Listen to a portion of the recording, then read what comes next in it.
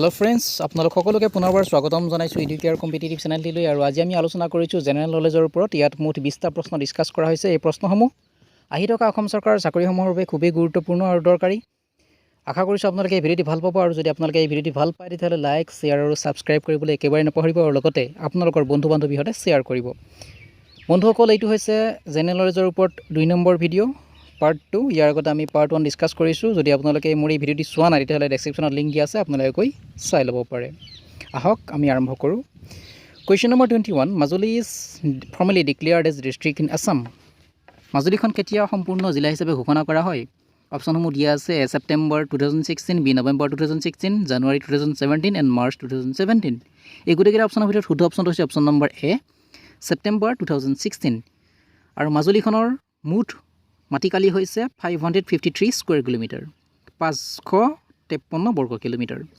Next আহিছো question number 22 ভাৰতৰ প্ৰথম ইংৰাজী বাতৰি কাকতখন কি আছিল what was the first English newspaper of India অপচনসমূহ দিয়া আছে the Bengal gazette the Calcutta gazette the Bengal journal and the Bengal herald এই গোটেইকেইটা অপচনৰ ভিতৰত শুদ্ধ অপচনটো হৈছে option number a option number a দিছে দ্য বেংগল গেজেট এই বেংগল গেজেটখন প্ৰকাশ কৰিছিল 1846 চনত in the year of 1846 and it was Hickey's Bengal Gazette এই হিকিৰ দ্বাৰা এখন প্ৰকাশ কৰা হৈছিল নেক্সট আহিছো কোৱেশ্চন নম্বৰ 23 লৈ হু was the first to address Mahatma Gandhi as the father of nation কোনে প্ৰথমে মহাত্মা গান্ধীক জাতিৰ পিতা সম্বোধন কৰিছিল অপচনসমূহ দিয়া আছে এ আছে Subhash Chandra Bose B Rabindranath Tagore C Bal Gangadhar Tilak and D Jawaharlal Nehru শুদ্ধ অপচনটো হৈছে অপচন এ সুভাষ চন্দ্ৰ বোস সুভাষ চন্দ্ৰ বসুৱে জাতিৰ পিতা সম্বোধন কৰিছিল মহাত্মা গান্ধীক প্ৰথমে তেৱেই জাতিৰ পিতা বুলি সম্বোধন কৰিছিল মহাত্মা গান্ধীক আৰু লগতে কৈ থওঁ যে ৰবীন্দ্ৰনাথ টেগোৰে মহাত্মা গান্ধীক মহাত্মা উপাধি বা মহাত্মা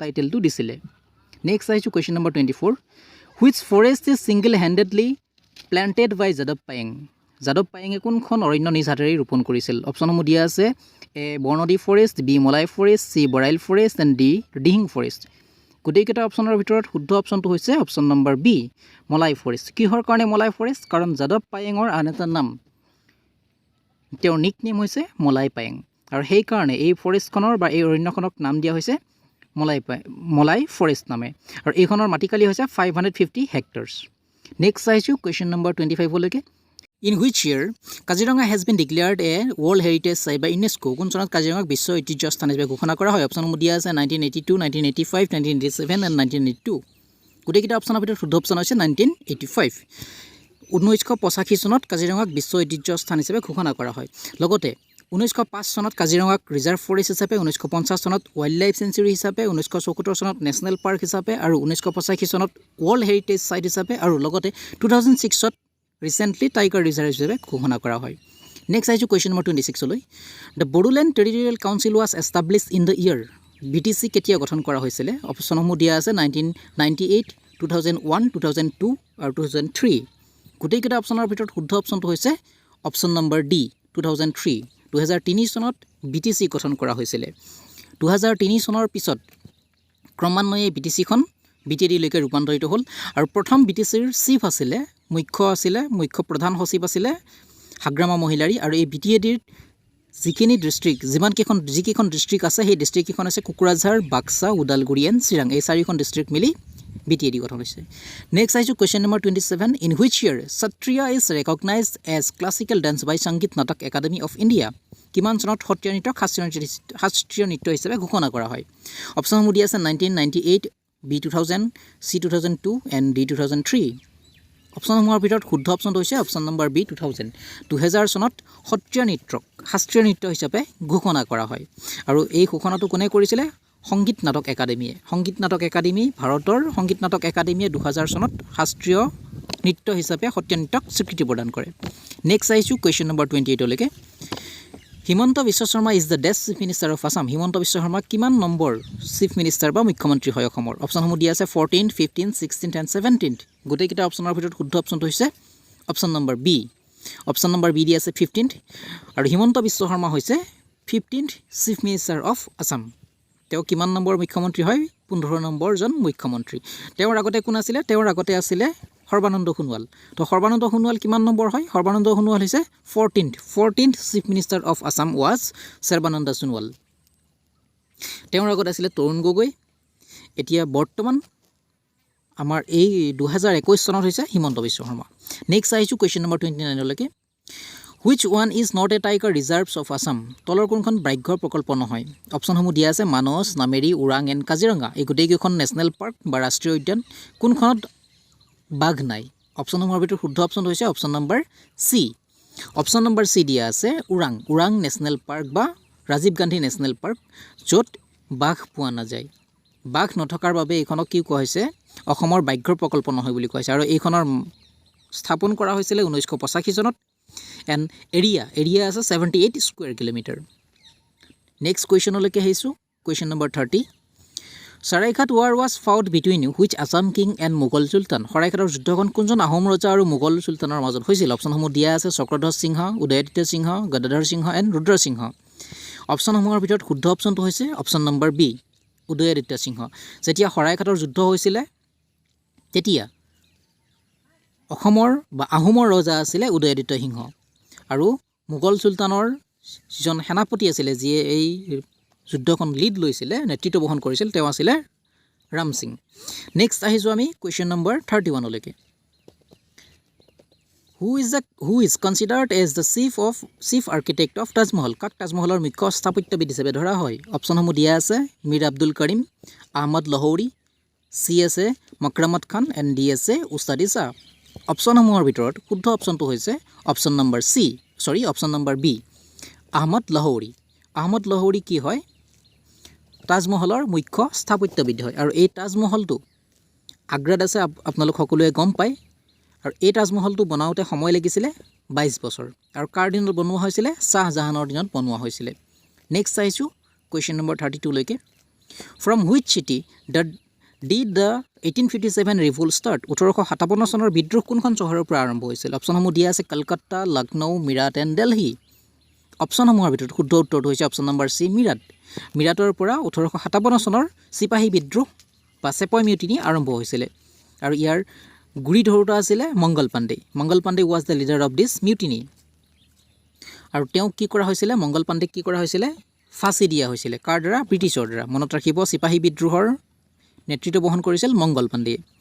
নেক্সট আহিছোঁ কুৱেশ্যন নম্বৰ 33লৈকে। The other name of Chanakya is? চাণক্যৰ আন এটা নাম। অপশ্যনসমূহ দিয়া আছে A Samudragupta, B Amar Singha, C Kumaragupta and D Vishnugupta. অপশ্যনসমূহৰ ভিতৰত শুদ্ধ অপশ্যনটো হৈছে option number D. Option number D দিছে বিষ্ণুগুপ্ত। বিষ্ণুগুপ্ত হৈছে চাণক্যৰ আন এটা নাম। চাণক্যৰ আৰু এটা নাম আছে, সেইটো হৈছে কৌটিল্য। আপোনালোকে গম পায় যে অৰ্থশাস্ত্ৰ কোনে লিখিছিল? চাণক্যই লিখিছিল। আৰু এই অৰ্থশাস্ত্ৰৰ জনক বা অৰ্থশাস্ত্ৰ লিখোঁতাজনৰ নাম হৈছে চাণক্য, কৌটিল্য, বিষ্ণুগুপ্ত। একেজনেই মানুহ, কিন্তু নামকেইটা বেলেগ বেলেগ। নেক্সট আহিছোঁ কুৱেশ্যন নম্বৰ 34লৈকে। Namdapha national park is situated in which state? Namdapha ৰাষ্ট্ৰীয় উদ্যানখন কোন ৰাজ্যত অৱস্থিত? অপশ্যনসমূহ দিয়া আছে A Karnataka, B Arunachal Pradesh, C Sikkim and D আছে উত্তৰাখণ্ড।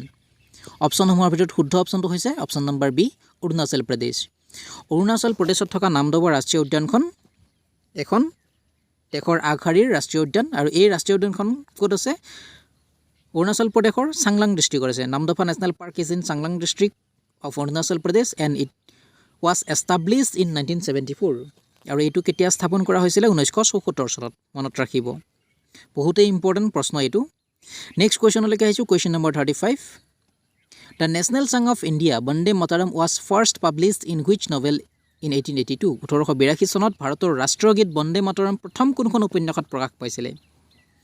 অপশ্যনসমূহ দিয়া আছে A Anandamath, B Sitaram, C Gitanjali and D none of the above. অপশ্যনসমূহৰ ভিতৰত শুদ্ধ অপশ্যনটো হৈছে option number A. Option number A আছে আনন্দমঠ। আৰু আনন্দমঠখন লিখিছিল বংকিম চন্দ্ৰ চট্টোপাধ্যায়। সেই একেজন মানুহেই, সেই বংকিম চন্দ্ৰ চট্টোপাধ্যায়ে কি কৰিছিল? তেওঁৰ আনন্দমঠ উপন্যাসখনত বন্দে মাতৰম গীতটো প্ৰকাশ কৰিছিল। নেক্সট আহিছোঁ কুৱেশ্যন নম্বৰ 36লৈকে। Which governor general of India founded the postal services in India? কোনজন ভাৰতৰ গভৰ্ণৰ জেনেৰেলে ভাৰতত ডাক সেৱা আৰম্ভ কৰিছিল? অপশ্যনসমূহ দিয়া আছে A Robert Clive, B Lord Mountbatten, C Lord Dalhousie and D আছে নান অফ দ্য এবভ। আপোনালোকে দেখিছে শুদ্ধ উত্তৰটো হৈছে লৰ্ড ডেলহাউচি। লৰ্ড ডেলহাউচিৰ দ্বাৰা কি কৰা হৈছিলে?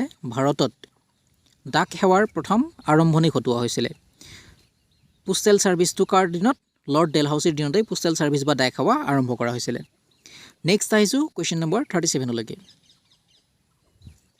When was the first session of Lok Sabha held?